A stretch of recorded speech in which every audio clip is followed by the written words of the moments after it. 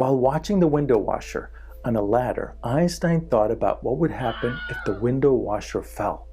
For most people, imagining this would just conjure up disturbing images of the poor guy landing on the ground below, and the story would not have a happy ending. Einstein thought about it differently.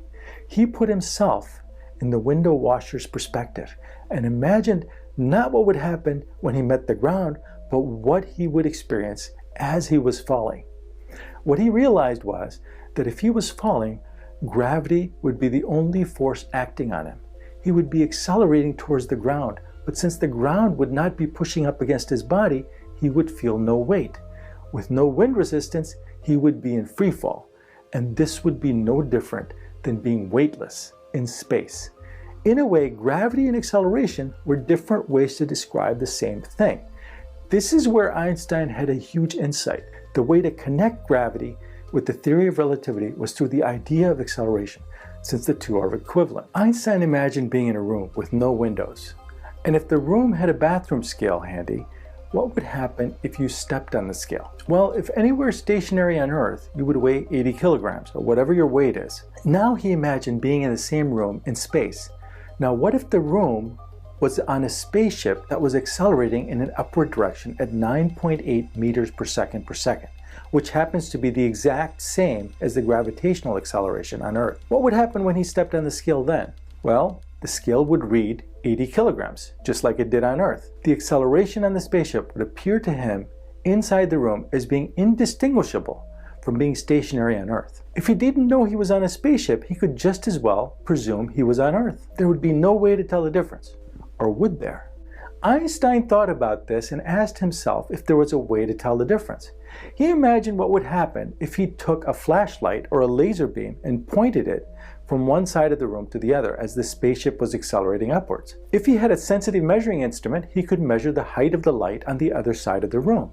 He realized that the height he would find on the other side of the room would be slightly lower than the source of the light. Why?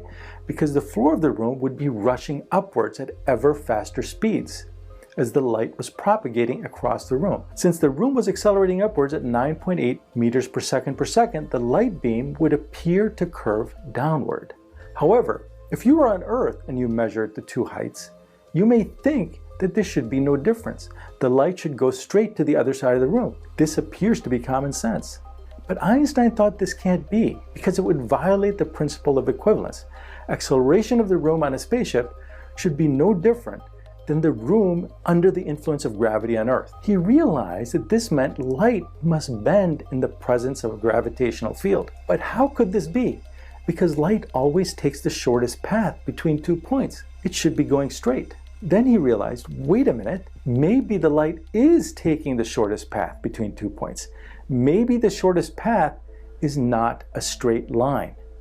He imagined the curved surface of the Earth. The shortest path between any two distant points on Earth, if you're restricted to the surface of the Earth, is never a straight line because you have to traverse the curvature of Earth.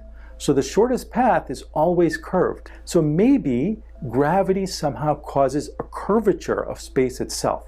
He hypothesized that in space, perhaps a straight line is not the shortest path between 2 points, and that perhaps in the presence of mass and energy, space somehow becomes curved, so that the shortest path the light can take is a curved path. This was the key insight that Einstein had about gravity. But in order to express this mathematically, it required very complicated mathematics that even a genius like Einstein could not easily figure out. He contacted an old buddy of his from college days, mathematician Marcel Grossman. Grossman had just finished his PhD dissertation on the topic of, wouldn't you know it, the geometry of curved space is called Riemannian geometry. With his help, Einstein figured out the mathematics of curved space-time, and this curved geometry is really the basis of general relativity. Now you have to realize how different this was than the status quo of the time, which was Newtonian space and time, which presumed that time was fixed, space was fixed, and gravity was a mysterious force that could act at a distance from one massive object to another without touching it. In this model, gravity did not affect the underlying space and time, but acted within it.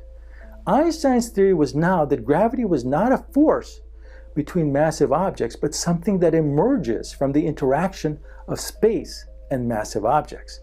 John Wheeler would later summarize the theory in 12 short words. Space-time tells matter how to move, and matter tells space-time how to curve. That's it. That's general relativity in a nutshell. And orbits of planets could now be explained not by some mysterious force that acts at a distance, but rather an interaction that takes place locally with mass or energy and the space around it. And this can be visually represented by the kind of graphic you see here to show how massive objects like planets form orbits around other massive objects. It's important to note that the trampoline analogy you normally see on TV shows and YouTube videos like this is a 2D plane used for visualization purposes only. The interaction occurs obviously in 3 dimensions, not just 2. It looks more like this graphic.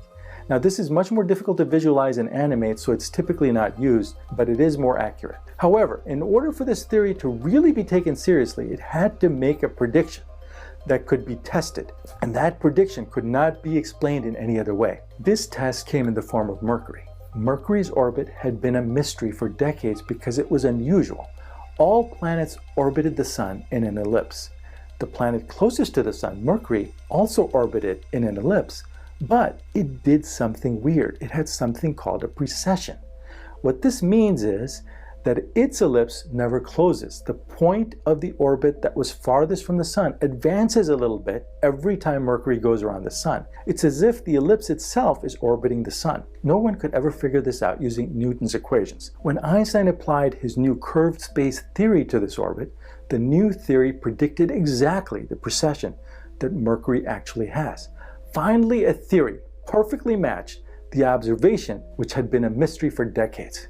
You can only imagine how Einstein felt when he figured this out. There was a time when Einstein was the only person in the world who realized that the universe actually works this way. But many skeptics still remained. Many scientists still had doubts about Einstein's theory. But the most foolproof confirmation of his theory came 4 years after he published it. That's when a team led by English astronomer Arthur Eddington in 1919 photographed stars near the Sun during a total solar eclipse. If Einstein was right, then the position of the stars near the Sun would appear different than their predicted locations based on where they should be as seen at night. This would happen because as light passed near the Sun, it should be bent by the curvature of space due to gravity. And that's exactly what he found, confirming that the theory was correct. And this is the moment that Einstein became a celebrity. You might ask, okay, I get it. I get space curvature, but it's called space-time. How does time enter into the picture? Why is this not just a distortion of space, but also of time? This is where Einstein's first theory, special relativity, comes in. The essential presumption in special relativity is that light always moves at the same speed, regardless of perspective or reference frame. This means that light will have the same speed in an accelerating reference frame as it will in a resting reference frame. If this is the case, then it means that the speed of light in the presence of gravity will be the same as its speed in empty space. Speed equals distance over time, s equals d over t. But since the distance traveled by the beam of light in a gravitational field is longer due to the curvature of space, in order for the speed of light to remain constant, time itself must pass slower in the gravitational field relative to time in empty space. In other words, time increases proportionately with the curvature of space near the gravitational field compared to empty space to keep the speed of light constant in both reference frames. This is why time is considered distorted by gravity along with space. It is really just part of the same fabric called space-time. This has some massive implications. It implies that the observer experiencing no gravity at all sees the clock in a gravitational field running slower. This means that the clocks on Earth are slightly slower than the clocks on the International Space Station. This effect has been confirmed by many experiments and is taken into account in order to keep the clocks of the GPS satellites in sync with the clocks on Earth. Otherwise, your GPS apps like Google Maps would give you inaccurate locations.